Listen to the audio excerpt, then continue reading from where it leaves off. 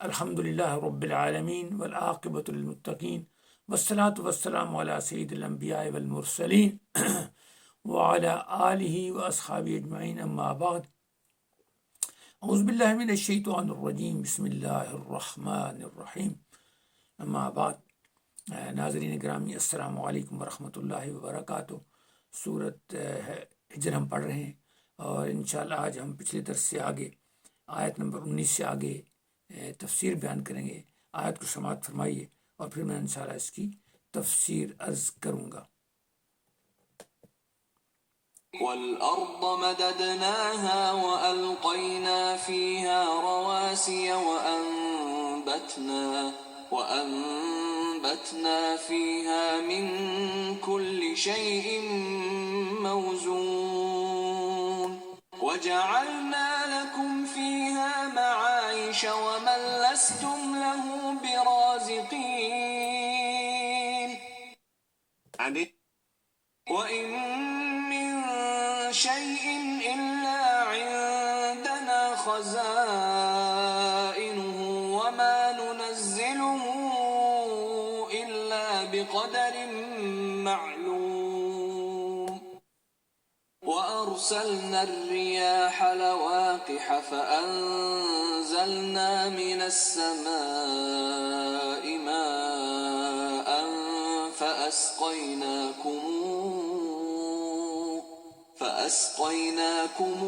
وَمَا أَنتُمْ لَهُ بِخَازِنِينَ۔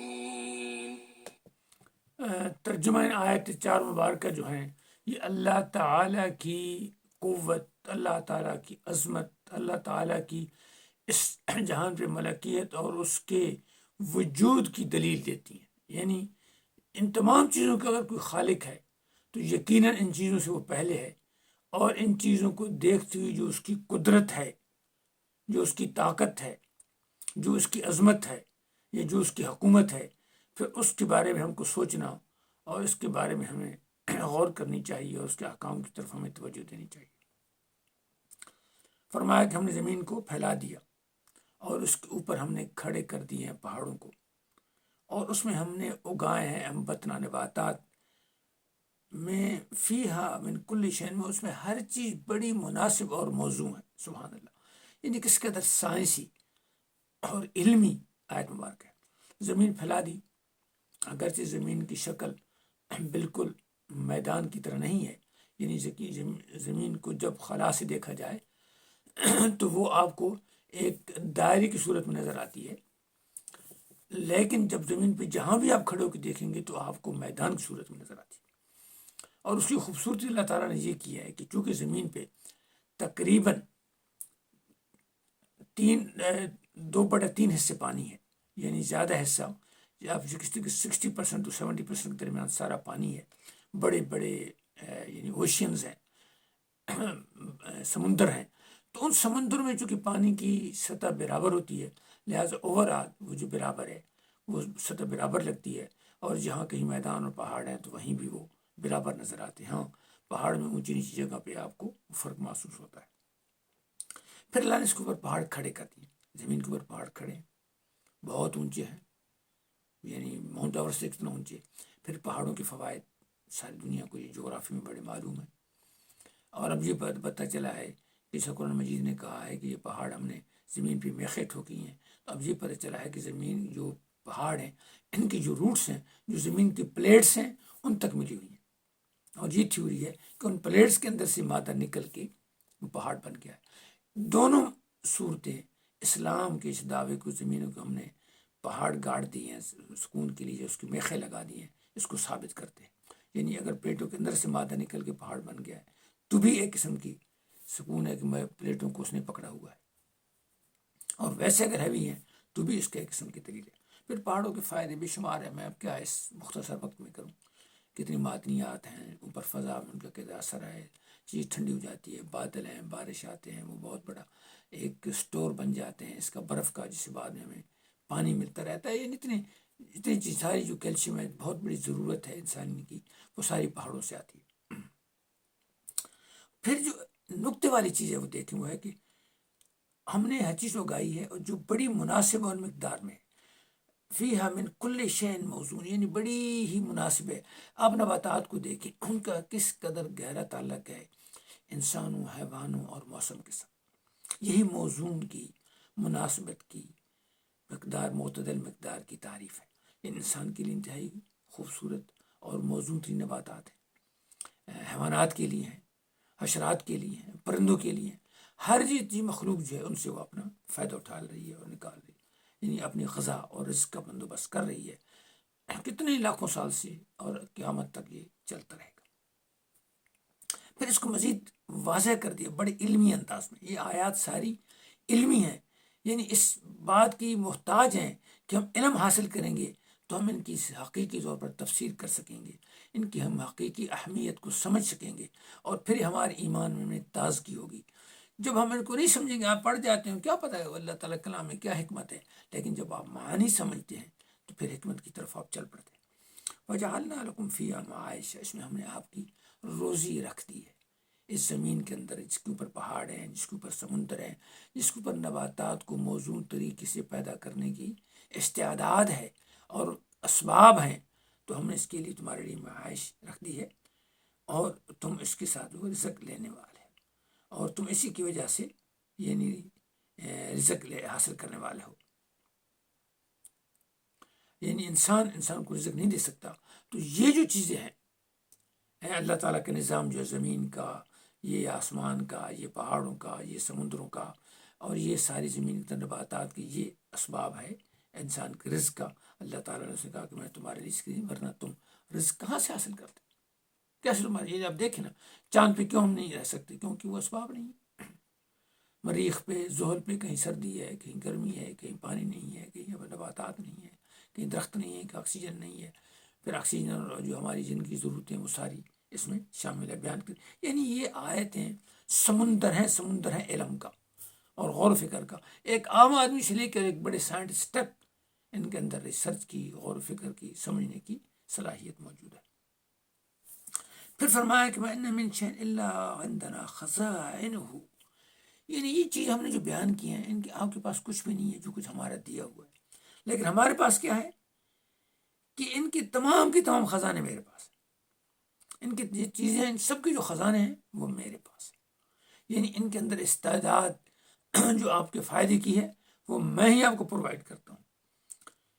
اور پھر کیا کیا؟ وَمَا نُنَزِّلُهُ إِلَّا بِقَدْرٍ مَعْلُومٍ، یعنی اللہ تعالیٰ حساب کتاب کو، سائنس کو، کمپیوٹنگ کو کتنا پسند فرماتے ہیں۔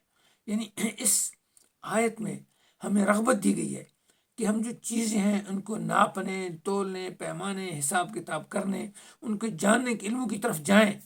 اس لیے جو سائنس کی علوم ہے وہ ہمارے واجبات میں سے ہیں۔ دین کے علوم ہر آدمی کے لیے ضروری نہیں ہے، بلکہ قرآن مجید کی آیت ہے کہ تم میں سے وَلَتَكُن طَائِفَةٌ مِّنكُمْ، کہ تم میں سے ایک گروہ ہو وہ جو فقہ کرے، دین کو سمجھے اور لوگوں کو بتائے۔ کیوں؟ کہ اس کی اپلیکیشن آپ کو اس وقت ضرورت ہے جب آپ نے عبادات کرنی ہے یا کوئی قوانین کا استعمال ہے۔ اس میں بھی پھر آپ کو اجتہاد کا اور اجماع کا موقع دیا گیا، قرآن و سنت موجود ہے۔ وہ ان کے لیے اسکالر چاہیے، جورسٹ ٹائپ کی چاہیے، لیکن زندگی کے کھانے میں، پینے میں، کپڑا پہننے میں، باتیں کرنے میں، بچوں کی تعلیم میں، بچوں کے لباس میں، بچوں کو حیوانات کو رکھنے میں، زمین سے چیزیں لینے میں، سفر کرنے میں، سب میں عمومی علوم کی ضرورت ہے۔ ان علوم کو آپ حاصل نہیں کریں گے تو آپ کی زندگی بہت پسماندہ ہوگی، بہت ابتدائی ہوگی۔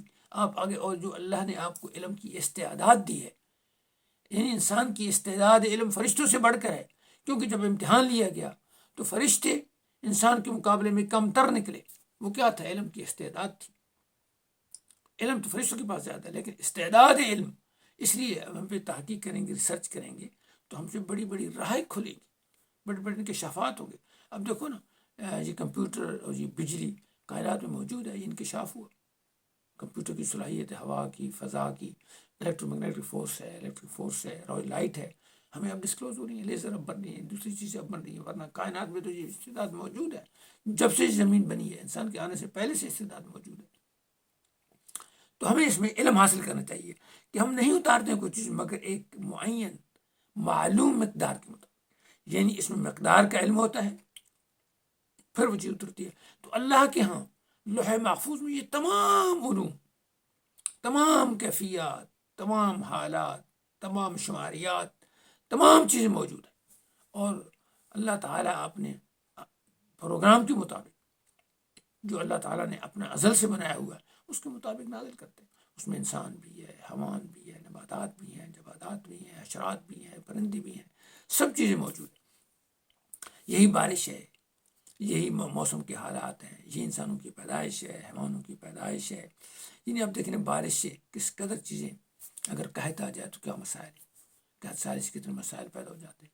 پانی کی مقدار رہے، اس کے بعد زلزلے ہیں، اس کے بعد یعنی تمام چیز کائنات میں ایک ایسے معین طریقے سے چل رہی ہے کہ انسان شروع سے لے کے آج تک ہزاروں سال جب سے ہمارے پاس تاریخ ہے ہم سمجھ رہے ہیں کہ یہ چیز ہماری موجود ہے.